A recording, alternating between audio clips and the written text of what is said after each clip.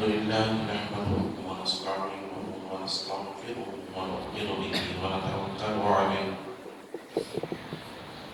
ونعوذ بالله من شرور أنفسنا ومن سيئات أعمالنا من يهده الله فلا مضل له ومن يضلل فلا هادي له ونشهد أن لا إله إلا الله وحده لا شريك له ونشهد أن سيدنا ونبينا وحبيبنا وطبيبنا وطبيب قلوبنا وشفيعنا وشفاء صدورنا وأعلانا وأولانا ومولانا وملجأنا ومأوانا محمدا عبده ورسوله أرسله بالحق بشيرا ونذيرا وداعيا إلى الله بإذنه وسراجا منيرا وقد قال الله تبارك وتعالى في القرآن المجيد والفرقان الحميد فأعوذ بالله من الشيطان الرجيم بسم الله الرحمن الرحيم سبحان الذي أسرى بعبده ليلا من المسجد الحرام إلى المسجد الأقصى باركنا حوله لنريه من آياتنا إنه هو السميع البصير صدق الله رسوله النبي الأمين المكين الكريم ونحن على ذلك لمن الشاهدين والشاكرين والحمد لله رب العالمين.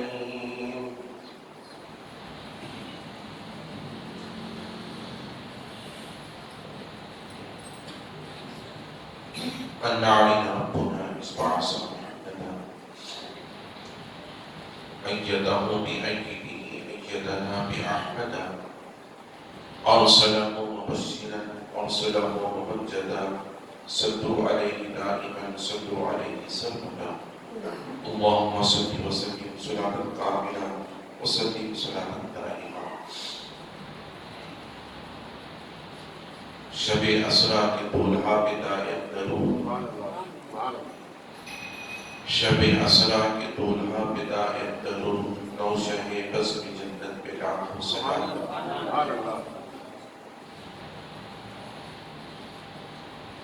جبین حضرت جبریل پر کف پا ہے جبین حضرت جبریل پر کف پا ہے ابتدا کا یہ عالم تو انتہا جائے.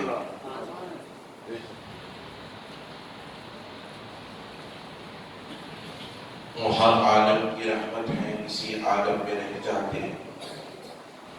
وہ ہر عالم کی رحمت ہے کسی عالم میں رہ جاتے.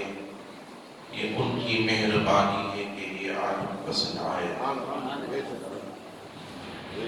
سوئے ہیں وہ بظاہر دل ان کا جاگتا ہے. سوئے ہیں وہ بظاہر دل ان کا جاگتا ہے. تلوے سے ان کے قدسی پیشانی لگ رہا ہے. آنکھیں کھلی تو پوچھا جبریل کہیے کیا ہے. آنکھیں کھلی تو پوچھا جبریل کہیے کیا ہے. جبریل بولے آقا خالق بلا رہا ہے. جبریل بولے آقا خالق بلا رہا ہے. نعلین پاک پہنے نکلے حرم سے باہر. نعلین پاک پہنے نکلے حرم سے باہر. دیکھا تو کرسیوں کا پہرا لگا ہوا ہے. دیکھا تو کرسیوں کا پہرا لگا ہوا ہے. سرکار نے امامت فرمائی انبیاء کی. سرکار نے امامت فرمائی انبیاء کی. ہر مقتدی سے افضل رتبہ امام کا ہے، ہر مقتدی سے افضل رتبہ امام کا ہے۔ اللہ نے نبی کو معراج میں بلا کر، اللہ نے نبی کو معراج میں بلا کر سب کچھ سکھا دیا ہے، سب کچھ بتا دیا ہے۔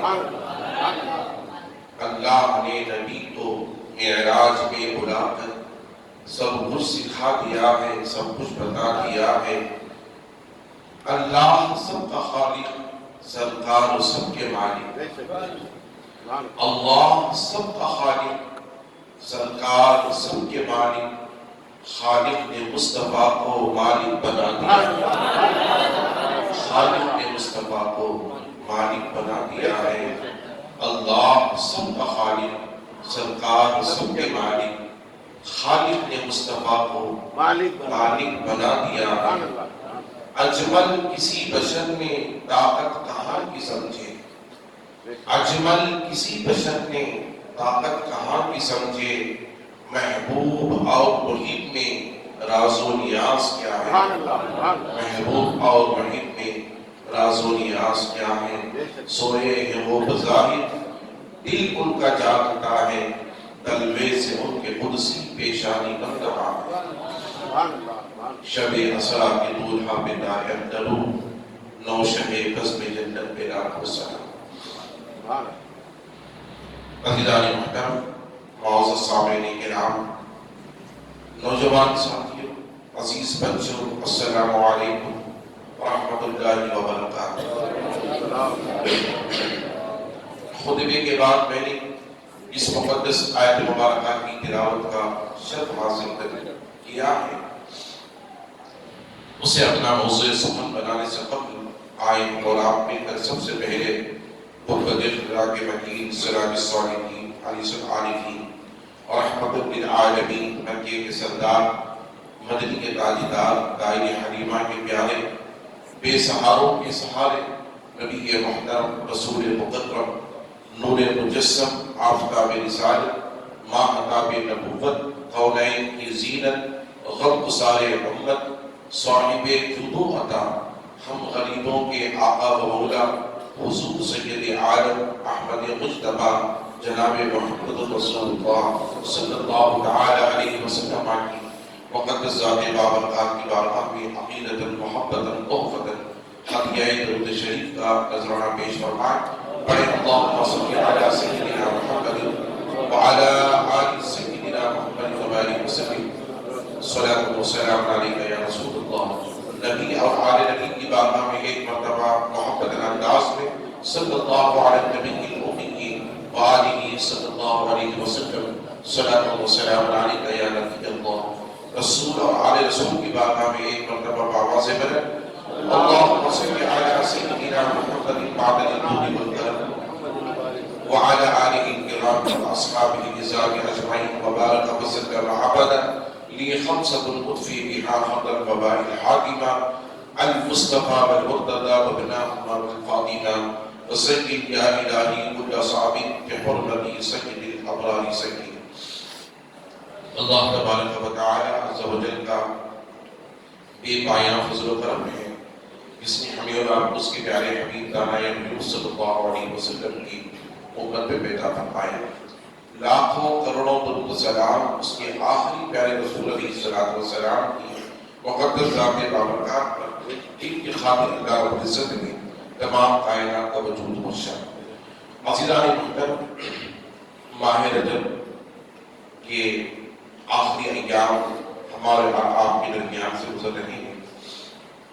قریب یہ مہینہ ہمارے اور آپ کا گزر جائے گا اور آنے والا مہینہ شعبان معظم کا ہوگا۔ اور آپ حضرات میں اس بات کی مبارکباد دیتا چلوں، رجب المرجب کے مہینے کے آخری دنوں میں ایک دن اور ایک رات ایسی ہے جو بڑی ہی بابرکت، عظمت، رحمت اور برکت والی ہے۔ جس کا ذکر اللہ رب العزت نے اپنے کلام بلاغت قرآن مجید و فرقان حمید میں بڑے ہی صراحت انداز میں کیا ہے۔ وہ دن اور رات جس کا ذکر اللہ نے اپنے کلام بلاغت میں کیا ہے، اس دن کو ہم اور آپ شب معراج النبی صلی اللہ علیہ وسلم کہتے ہیں۔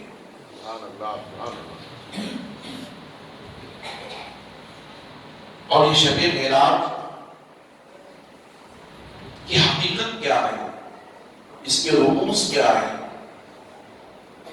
واقعہ معراج کو جاننے کے لیے آئے قرآن مجید کا مطالعہ کریں، احادیث مبارکہ کا مطالعہ کریں۔ یہ واقعہ معراج کسے کہتے ہیں، اور اس میں اللہ رب العزت نے اپنے محبوب کو کس طرح سے زمین دنیا سے آسمان دنیا کی طرف بلایا ہے، اور بلانے کی بھی وجہ کیا تھی؟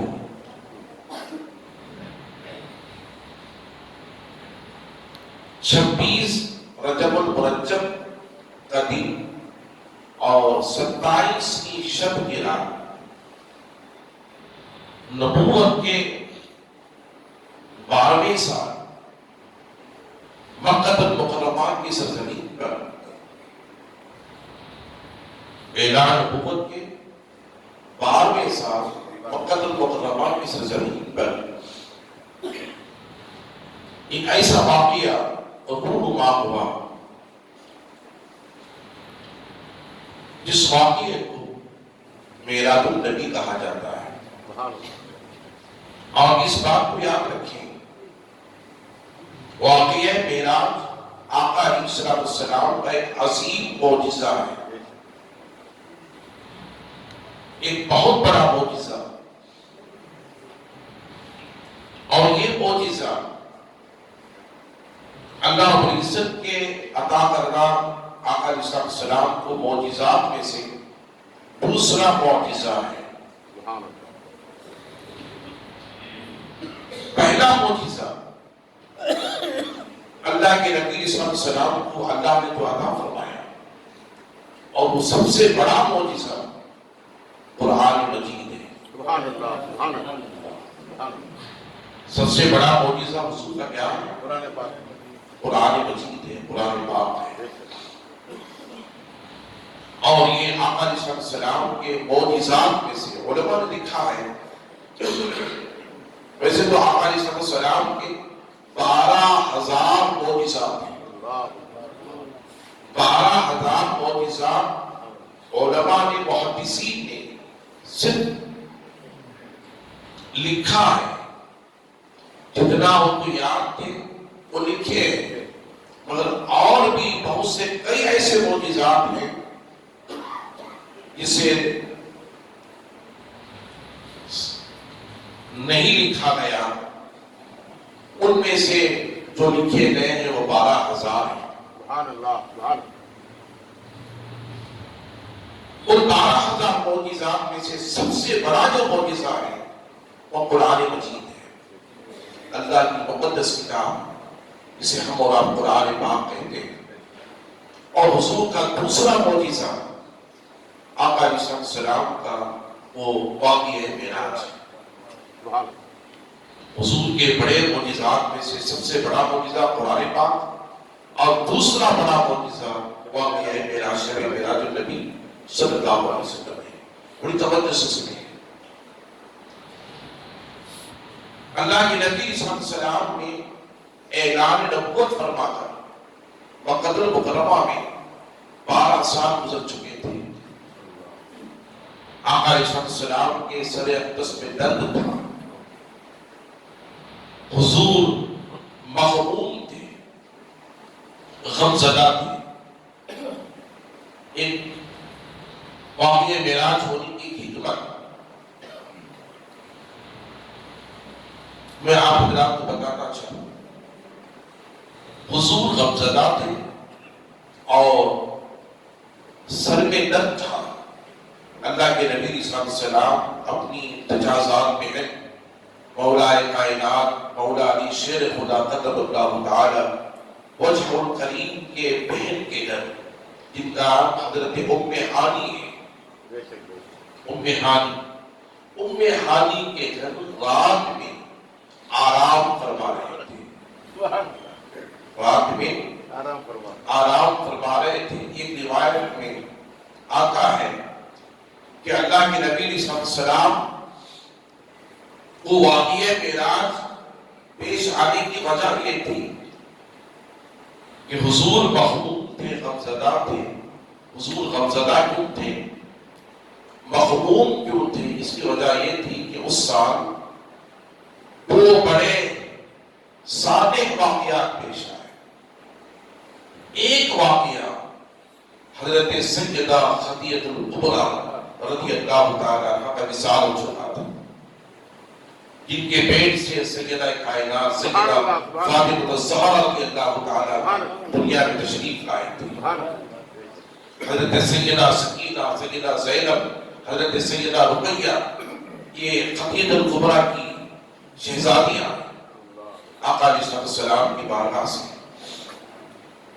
اور ایک حضرت عبداللہ، حضرت قاسم، یہ دونوں شہزادگان بھی حضرت خدیجہ الکبریٰ رضی اللہ عنہ کے بدن سے پیدا ہوئے تھے۔ تو وہ چار بیٹیاں، دو بیٹے، چار شہزادیاں، دو شہزادے، حضرت خدیجہ الکبریٰ رضی اللہ تعالی عنہا کے پیٹ سے حضور کے گھر تشریف لائے۔ ایسے عظیم ہماری ماں امہات المؤمنین میں سے، جن کو اللہ کے حبیب علیہ السلام نے 25 سال کے عمر مبارکہ میں، حضور کی عمر مبارکہ 25 سال تھی، خدیجہ الکبریٰ کی عمر 40 سال تھی، اور حضور کنوارے تھے، حسین و جمیل، وہ کائنات کے تاجدار، محبوب دو عالم، جن کے حسن کو دیکھ کر چاند شرما تھا، ان کی شعاؤں کو دیکھ کر ایسے حسین و جمیل، ایک بیوہ خاتون جس سے پہلا نکاح ہوا، شوہر کا انتقال ہو گیا، جس نے دوسرا نکاح کیا، شوہر کا انتقال ہو گیا، وہ رہ گئی کہ اب میں شادی نہیں کروں گی، نکاح نہیں کروں گی، حتیٰ کہ 40 سال کی عمر ہو چکی، انہوں نے تیسرا نکاح نہیں فرمایا۔ آقا علیہ السلام نے اس 40 سالہ بیوہ خاتون سے نکاح فرمایا، سبحان اللہ، اور نبوت کے 12ویں سال ان کا بھی انتقال ہو گیا، دنیا سے پردہ کر گئی۔ پھر ایک دوسرا سالہ واقعہ جو پیش آیا، حضور سے بڑی محبت کرنے والے، حضور کا ساتھ دینے والے، حضور کے نام پر، آپ کی عزت و وقار پر اپنے گھر و بار کو قربان کرنے والے، اور 12 سال کی عمر سے لے کر 50 سال کی عمر تک حضور کی کفالت اٹھانے والے، مولا کائنات مولا علی شیر خدا کرم اللہ تعالی وجہ الکریم کے والد بزرگوار حضرت سیدنا ابو طالب کا وصال بھی اسی سال ہوا۔ آقا علیہ السلام نے اعلان فرمایا، اے صحابہ، جب کوئی مسلمان انتقال کرتا ہے تو 3 دن سے زائد سوگ نہیں منائے جاتے، انہیں 3 دن تک سوگ منانا چاہیے، غم منانا چاہیے۔ مگر میرے گھر جو میری زوجہ آقا ارشاد فرماتے ہیں خدیجہ الکبریٰ کا انتقال ہوا، وصال ہوا، اور میرے چچا ابو طالب کا وصال ہوا، تو میں کہتا ہوں کہ یہ عام الحزن ہے، میں 1 دن 2 دن 3 دن نہیں بلکہ پورا سال میں غم مناتا رہوں۔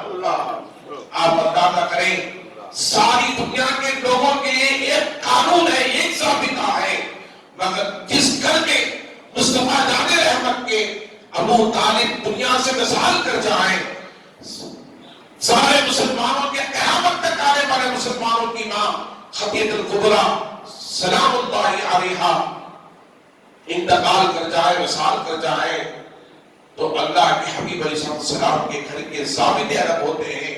عزیزان محترم، ان کا ایک دن، 2 دن، 3 دن نہیں بلکہ پورا سال یوم الحزن کے نام منایا جاتا ہے۔ عزیزان محترم، جب وصال کے برابر مصطفیٰ کے گھرانے کے کوئی نہیں ہو سکتا تو آپ کی ذات کے برابر کوئی کہاں سے ہو سکتا ہے؟ آپ اندازہ کریں، اسی غم میں، اسی خیال میں اللہ کے نبی صلی اللہ علیہ وسلم اپنی ججیزات میں ام ہانی کے گھر آرام فرما رہے ہیں۔ اللہ رب العزت کو رہا نہیں گیا۔ میرے رب نے فرمایا، اے جبرائیل، آج کی رات سدرا چھوڑ، میرا محبوب غمزدہ ہے، مغموم ہے، آج میں چاہتا ہوں کہ میرے محبوب کو کہ غم کو مٹاؤ اور میرے محبوب کے مغموم ہونے کو میں خوشی میں تبدیل کروا دوں۔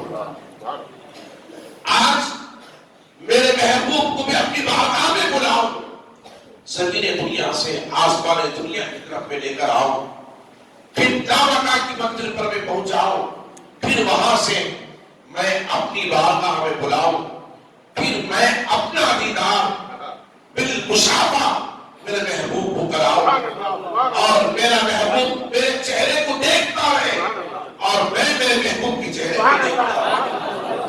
اللہ، آپ اندازہ کریں، دنیا کا کوئی پیغمبر ایسا نہیں ہے، دنیا کا کوئی نبی ایسا نہیں ہے جس نے دین کی دعوت دی اور ان کی امتوں نے ان کو پوچھا، اے پیغمبر، اے اللہ کے رسول، ہدایت دینے والے اور ہدایت کا راستہ بتانے والے، آپ ہدایت دینے کے لیے آئے ہیں، رہنمائی کرنے کے لیے آئے ہیں، نبوت کے ساتھ آئے ہیں، رسالت کے ساتھ آئے ہیں اور ہمیں دین کی دعوت دے رہے ہیں، تو بتاؤ اس خدا کی طرف آپ بلا رہے ہیں، کیا اس خدا کو آپ نے دیکھا؟ خدا کو دیکھا؟ تو سارے پیغمبروں نے 1,24,000 انبیاء کرام علیہ السلام نے کہا، نہیں، ہم نے نہیں دیکھا۔ تو قوم نے چھٹلایا، بغیر دیکھے پیغمبروں نے رب کے ایک ہونے کی دعوت دی۔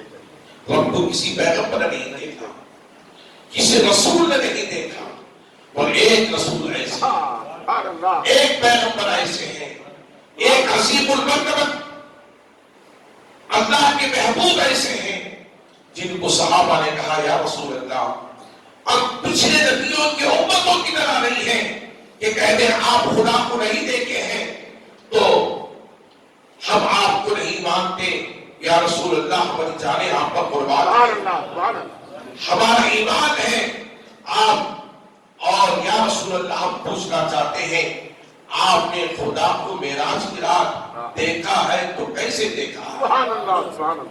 پایا ہے تو کیسے پایا ہے؟ تو میرے آقا نے ارشاد فرمایا، اے صحابہ، میرے رب کو رأیت ربی فی احسن صورت، میرے رب کو میں نے بڑی بہترین صورت میں دیکھا۔ اللہ کی حمد نے یہ نہیں فرمایا کہ میں نے رب کو نہیں دیکھا، میرے آقا نے ارشاد فرمایا، اے صحابہ، میں رأیت ربی فی احسن صورت، میں نے میرے رب کو بڑی بہترین صورت میں دیکھا۔ عزیزان محترم، اب رب کو مصطفیٰ نے بہترین صورت میں دیکھا تو کیسے دیکھا؟ یہ رب جانے، محبوب جانے۔ اسی لیے اجمل سلطان پوری نے کہا، اجمل کسی بشر نے طاقت کہا کہ سمجھے، اجمل کسی بشر نے طاقت کہا کہ سمجھے، محبوب اور محیط میں راز و نیاز، محبوب اور محیط میں راز و نیاز کیا ہے؟ اور خدا کو ایک وحدانیت کے عالم میں بعینہ بذات خود مصطفیٰ نے اپنے ماتھے کی آنکھوں سے دیکھا۔ ایک ہونے کو اگر کسی پیغمبر نے دیکھا تو حضور کی ذات ہے۔ ایک کسی عاشق نے، کسی بزرگ نے، صوفی نے کیا خوب کہا محبت سر وحدت ہے، رمز ان کا کوئی کیا جانے۔ محبت سر وحدت ہے، رمز ان کا کوئی کیا جانے، شریعت میں تو بندہ ہے، حقیقت میں خدا۔ شریعت میں تو بندہ ہے، حقیقت میں خدا جانے۔ اللہ غنی لا بقا بلایا۔ آپ جانتے ہیں، آپ نے سنا بھی ہے بارہا، معراج کی رات اللہ تعالی حضرت جبرائیل علیہ السلام کے ساتھ میکائیل کو بھیجا، اسرافیل کو بھیجا، اسرائیل کو بھیجا، 70,000 فرشتوں کی جماعت کے ساتھ، اور ایک غلام کو دے کر اللہ نے جنت سے زمین پر بھیجا، اور حضرت جبرائیل حضور کی بارگاہ میں آئے، حضور کو لے کر آپ مکے سے نکلے، پھر مکے سے نکل کر آپ بیت المقدس پہنچے جہاں مسجد اقصیٰ ہے۔ پھر حضور علیہ السلام نے مسجد اقصیٰ میں 1,24,000 قبروں میں انبیاء اکرام علیہ السلام کے امامت فرمائی۔ آپ نے پھر وہاں سے امامت کرنے کے بعد حضور کو حضرت جبرائیل لے کر پہلے آسمان، دوسرے آسمان، تیسرے آسمان، چوتھے آسمان، پھر چھٹے آسمان، 7ویں آسمان پر پہنچے۔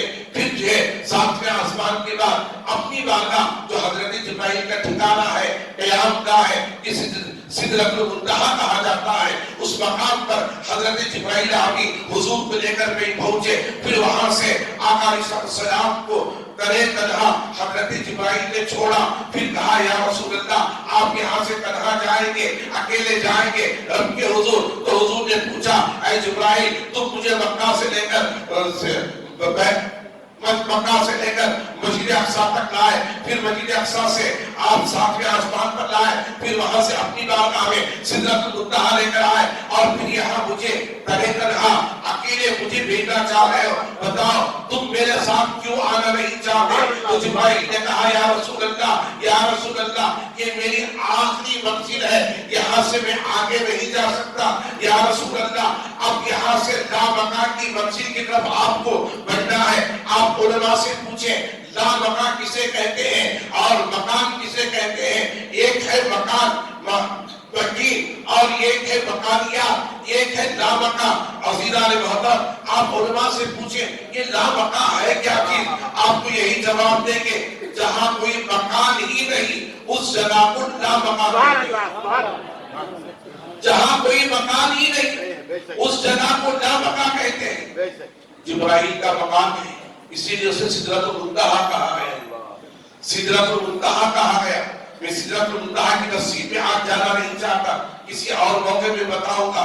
اللہ کے نبی صلی اللہ علیہ وسلم سے جبرائیل نے کہا تھا یا رسول اللہ اب یہ میری آخری منزل ہے اور یہاں سے میں ایک بال کے برابر بھی آگے نہیں جا سکتا۔ تو حضور نے پوچھا اے جبرائیل یہاں سے تم ایک بال کے برابر بھی آگے کیسے نہیں جا سکتے؟ اتنی دور سے مجھے لے کر آئے، مکے سے آپ بیت المقدس لے کر آئے، پھر وہاں سے لے کر پہلے دوسرے تیسرے چوتھے اور 5ویں 6ویں 7ویں آسمان پر لے کر آئے، پھر وہاں سے اپنی بارگاہ میں لے کر آئے، اور پھر یہاں سے کیوں نہیں جا سکتے؟ کہا یا رسول اللہ اگر میں ایک بال کے برابر بھی آپ کے ساتھ آگے بڑھوں تو جبرائیل کے پر جل کر خاک ہو جائے۔ روایتوں میں آتا ہے حضرت جبرائیل کے 600 پر ہیں، 600 بازو ہیں۔ حضرت جبرائیل علیہ السلام کے ایک بازو کھولے حضور ارشاد فرماتے مشرق تک پہنچ جائے، اور حضرت جبرائیل ابھی دوسرا بازو کھولے تو مغرب تک پہنچ جائے۔ حضرت جبرائیل ابھی کی پرواز کا عالم دیکھیں، حضرت جبرائیل 600 بازو رکھتے ہیں، ان بازو میں سے صرف 2 بازو زمین پر بچھا دیں، مشرق اور مغرب سارا سما جائے۔ عزیزان محترم اب یہ جبرائیل جن کی وجہ سے جبرائیل خود بنے نہیں بلکہ مصطفیٰ جان رحمت کے نور نبوت سے بنائے گئے۔ جب نور نبوت سے بنائے گئے جبرائیل کی رفتار اور ان کی وسعت کا یہ عالم، تو جن کے نور سے جبرائیل بنے گئے ان کی رفتار ان کی وسعت کا یہ عالم، تو اس نور مصطفیٰ کی وسعت کا عالم، اس نور مصطفیٰ کی ذات کا عالم کیا ہوگا؟ عزیزان محترم ہم اندازہ نہیں لگا سکتے۔ نوجوانوں اپنے ذہنوں میں اپنے رب کے مقام کو جاننے کی کوشش کرو۔ رب کا مرتبہ کیا ہے، اس کے رب کے محبوب کا مرتبہ کیا ہے، اس رب کے محبوب کا مرتبہ کیا ہے؟ کہا یا رسول اللہ اگر یک سرے برترے ہوئے کرم بسوزت تجلا بسوزت کرم. اگر میں ایک بال کے برابر بھی آگے بڑھوں آپ کے ساتھ تو آپ کی تجلی کے فروغ سے. ابراہیم کیا کہتے ہیں یا رسول اللہ؟ آپ کی تجلی کے فروغ سے میرے پر جل کر خاک ہو جائے. حضور صلی اللہ علیہ وسلم کی تجلی کے فروغ جبرائیل کے پر جل کر خاک ہو جائے. اسی لیے تو میرے آقا نے ارشاد فرمایا, کیا خوب فرمایا. اللہ حضرت حسان ابن ثابت فرماتے ہیں, میں نے پوچھا یا رسول اللہ صلی اللہ علیہ وسلم, حضرت یوسف علیہ السلام کا بھی حسن ہے, آقا آپ کا بھی حسن ہے, ایک نمکین حسن ہے, ایک حسن نمکین. یا رسول اللہ صلی اللہ علیہ وسلم, جب یوسف پیغمبر کا حسن ظاہر ہوا تو آپ کا حسن کیسے ظاہر نہیں ہوتا؟ یوسف پیغمبر کا ذکر قرآن نے فرماتا وَقَدْ عَلَىٰ أَيْدِيَهُنَّ مَا هَذَا بَشَرًا إِلَّا مَلَكٌ كَرِيمٌ. حضرت یوسف علیہ السلام کو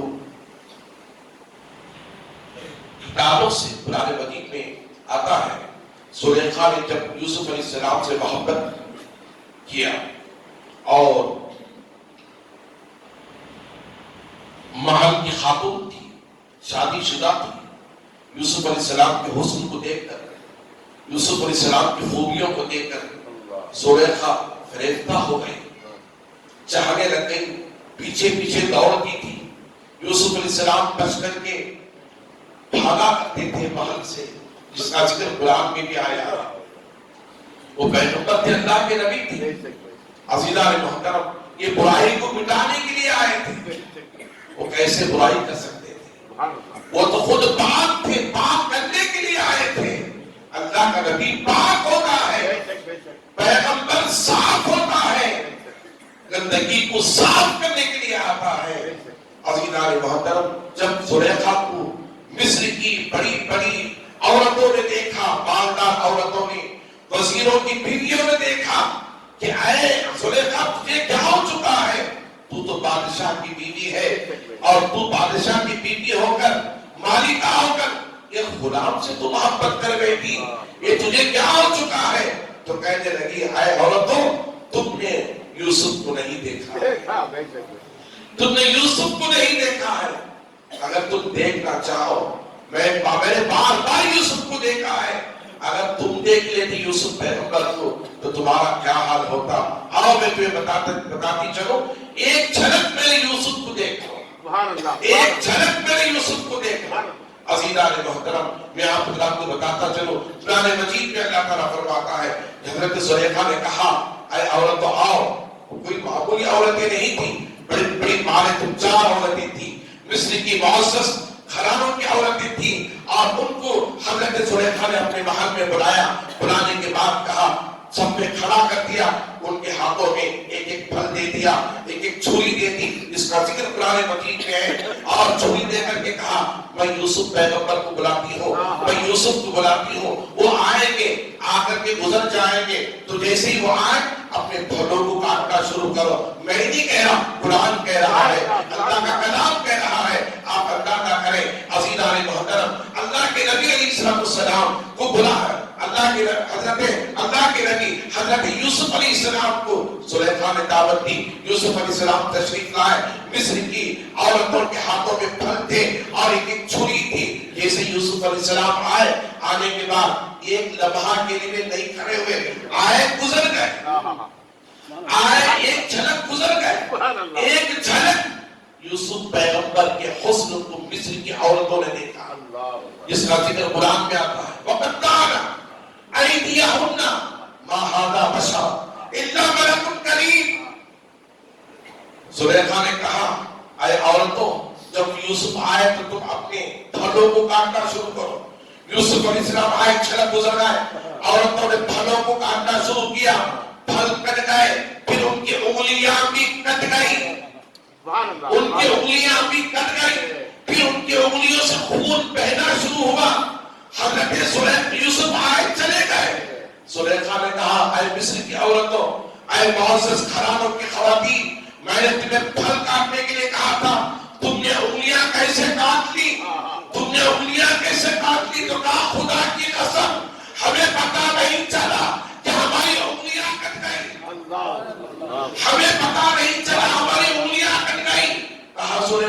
تمہیں پتا نہیں چلا؟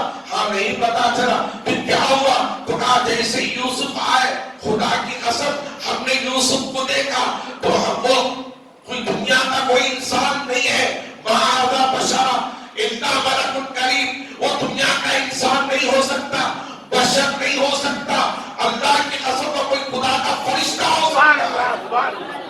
ملک کہتے ہیں فرشتے کو، فرشتہ ہو سکتا ہے۔ آپ اندازہ کریں حضرت یوسف علیہ السلام کے حسن کو مصر کی عورتوں نے دیکھا اور اپنی انگلیاں کاٹ لی، انہیں پتا نہیں چلا۔ وَقَطَّعْنَ أَيْدِيَهُنَّ، انہوں نے اپنے ہاتھوں کو کاٹ لیا، پتا نہیں چلا۔ کیوں؟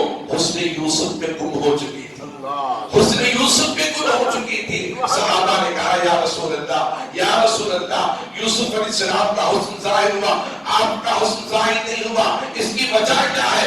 میرے آقا نے ارشاد فرمایا، سنو قربان جاؤ نوجوانوں، حدیث پاک کے آتا ہے، میرے رسول فرماتے ہیں، میرے آقا ارشاد فرماتے ہیں، رسول محترم ارشاد فرماتے ہیں، اے صحابہ سنو، میرے رب کی عزت کی قسم، یوسف پیغمبر کو جو حسن دیا گیا ہے میرے حسن کا ایک پردہ ہے۔ کیا کہا حضور نے؟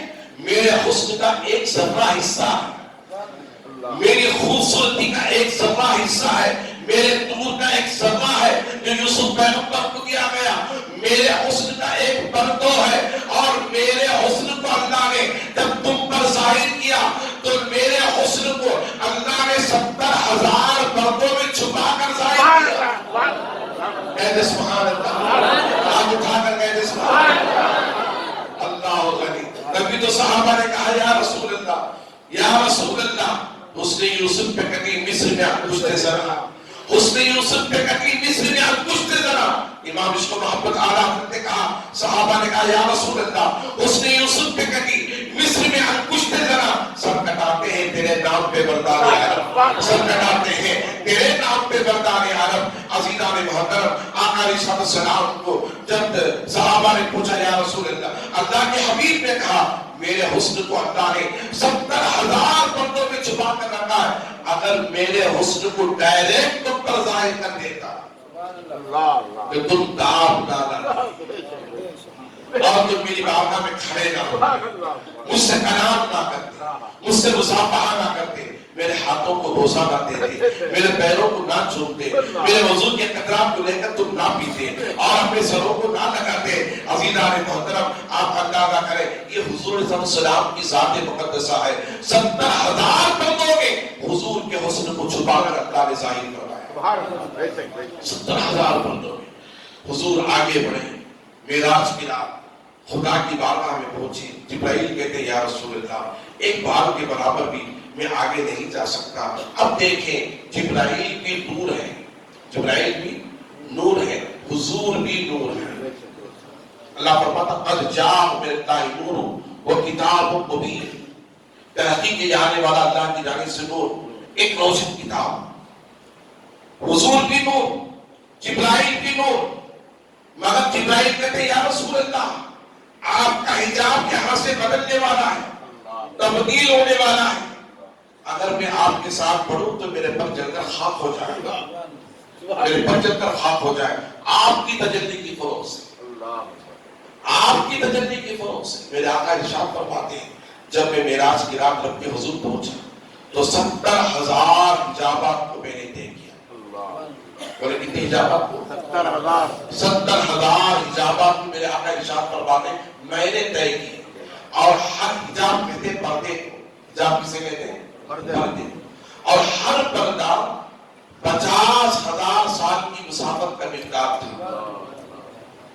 میں نے 70,000 پردوں کو میں نے طے کیے، رب کے حضور پہنچا، اور اللہ کے حضور جب میں پہنچا تو اللہ رب العزت نے کہا ثم دنا فتدلى فقاب قوسين او ادنى۔ سبحان اللہ، قرآن مجید کا ایت مبارکہ۔ اس موضوع کو میں آئندہ جمعہ کے لیے باقی رکھتا ہوں، وقت کا تقاضا ہے میں آپ حضرات کو بتاتا چلوں۔ آج جمعہ کا دن 26 رجب مرجب کا دن ہے، اور آج کی رات شب معراج النبی ہے۔ ہمارے یہاں مکہ مسجد میں ہر سال معراج منائی جاتی ہے، اور عشاء کی نماز کے فوراً بعد ہمارے مدرسے کے ننھے طلباء اپنی ننھی زبانوں سے حضور کی بارگاہ میں نعت خوانی پیش کرتے ہیں اور اللہ کی بارگاہ میں حمد باری تعالیٰ پیش کرتے ہیں. پھر اس کے بعد آج کی رات کی فضیلت کے تعلق سے تھوڑی دیر خطاب ہوتا ہے. پھر رات میں عبادت ہوتی ہے. کل کے دن کا ایک روزہ ہوتا ہے. سنیں حضرت شاہ عبدالحق محدث دہلوی رحمۃ اللہ تعالیٰ نے اپنی تصنیف کردہ کتاب میں فرماتے ہیں کہ آج کی رات 12 رکعت نفل نماز پڑھے جائیں. کتنے رکعت؟ 12 رکعت. 2 رکعت کر کے آپ نماز پڑھیں اور 2 رکعت پر سلام پھیریں. 12 رکعت نفل نماز پڑھیں. پھر اس کے بعد کل کے دن کا روزہ رکھیں. 12 رکعت نفل نماز پڑھنے کے بعد 100 مرتبہ استغفر اللہ پڑھنا ہے. استغفر اللہ ربی من کل ذنب و خطیئۃ واتوب الیہ. پھر 100 مرتبہ سوم کلمہ سبحان اللہ والحمدللہ ولا الہ الا اللہ واللہ اکبر ولا حول ولا قوۃ الا باللہ العلی العظیم پڑھنا ہے. پھر 100 مرتبہ حضور پر درود و سلام پڑھنا ہے. یہ پڑھنے کے بعد کل کے ایک دن کا روزہ ہمیں رکھنا ہے. اب یہاں سوال یہ پیدا ہوتا ہے ایک دن کا روزہ رکھنا ہے یا 2 دن کا روزہ رکھنا ہے؟ عزیزان محترم یاد رکھیں ویسے تو شب معراج کا ایک روزہ ہے اور ایک اگر کوئی رکھنا چاہے تو رکھ سکتے ہیں, اس میں کوئی حرج نہیں ہے. مگر حضرت شاہ عبدالحق محدث دہلوی رحمۃ اللہ علیہ فرماتے ہیں جو رات میں اس عبادت کو کرتے ہیں پھر دن میں روزہ رکھتے ہیں اللہ ان کو 100 سال کی عبادت کا ثواب عطا کرتا ہے.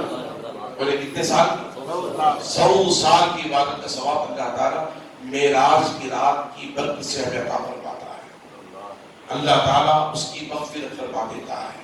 آج کی رات توبہ کرنے والے, نماز پڑھنے والے, ذکر اذکار کرنے والے, کل کے دن کا روزہ رکھنے والے, آج کی رات مکہ مسجد میں جو ہر سال کی طرح معراج منائی جاتی ہے آپ رات تشریف لائیں اور لانے کے بعد مسجد کھلی رہے گی رات کے 12 بجے تک.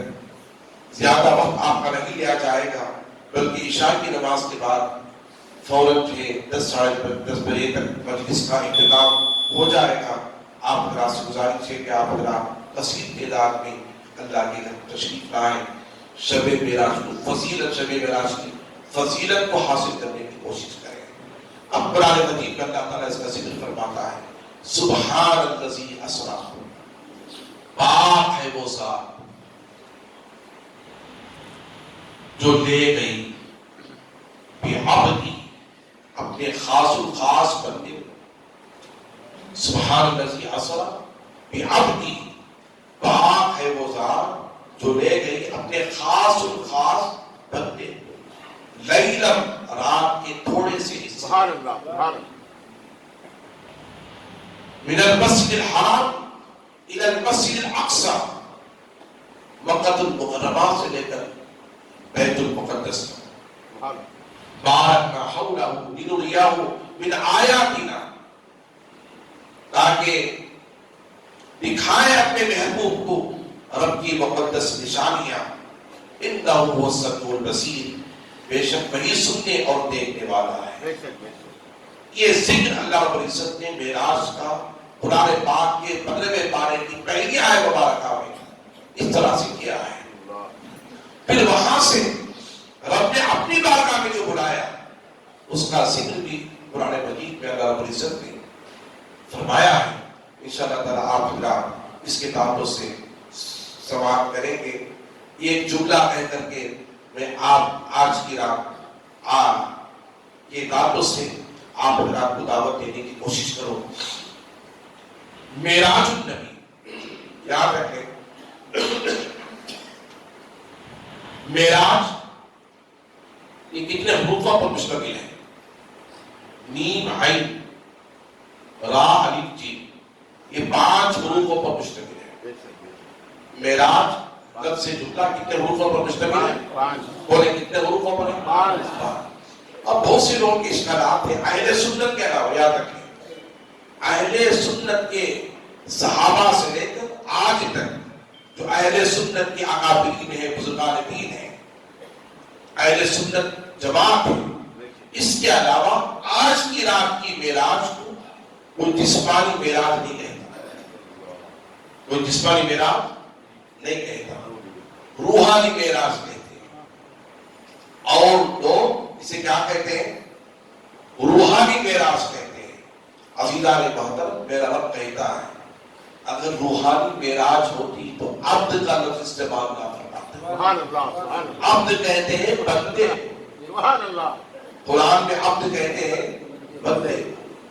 اب لفظ معراج کے جملے کو لیں اور اس کے معنی اور مفہوم کو لے کر کے نوجوانوں اپنے ذہنوں میں، دلوں میں اتارنے کی کوشش کریں۔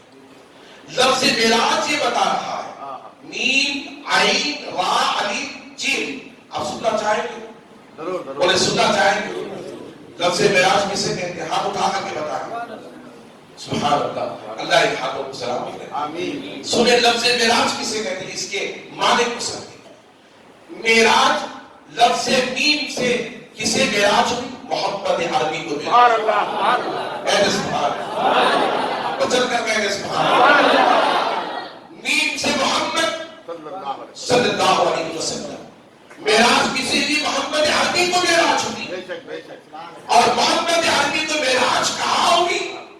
میم کے بعد عین، عرش پر سبحان اللہ، اللہ نے اپنے محبوب کو لے گیا۔ سبحان اللہ، عین سے مراد عرش ہے، میم سے مراد محمد عربی ہے۔ پھر جب معراج حضور کو ہوئی، قرآن میں بھی اس کا ذکر، لفظ معراج میں بھی اس کا ذکر ہے۔ رات سے مراد رات کے وقت ہے، سبحان اللہ، سبحان اللہ، رات سے مراد کیا ہے؟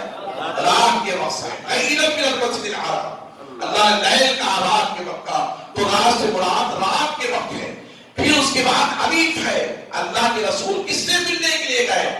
تو لفظ علیف بتا رہا اللہ سے ملنے کے لیے، کہتے سبحان اللہ، اللہ سے ملنے کے لیے گئے۔ محمد عربی عرش پر رات کے وقت علیف سے اللہ سے ملنے کے لیے گئے۔ اور جیم سے مراد کیا ہے؟ روحانی طور پر، جسمانی طور پر، کہتے سبحان اللہ۔ حضور روحانی اسرات، روحانی معراج بھی حضور کو میں ہے، مگر اس رات حضور جسم و جسمانیات کے ساتھ تشریف لے بے گئے، شک بے شک، جسم و جسمانیات کے ساتھ تشریف لے گئے۔ اللہ تعالیٰ مجھے اور آپ کو نیکی کی توفیق عطا فرمائے۔ اللہ ہم سب کو نمازی بنا دے، دین پر استقامت عطا فرما دے، شریعت مطہرہ پر گامزن فرما دے۔ اللہ ہم سب کو ایک اور نیک بنا دے، ماں باپ کی خدمت کرنے والا بنا دے۔ اللہ دنیا بھر کے مسلمانوں کے جان و مال کی حفاظت فرمائے۔ وآخر دعوانا الحمدللہ رب العالمین، سنت عطا فرمائے۔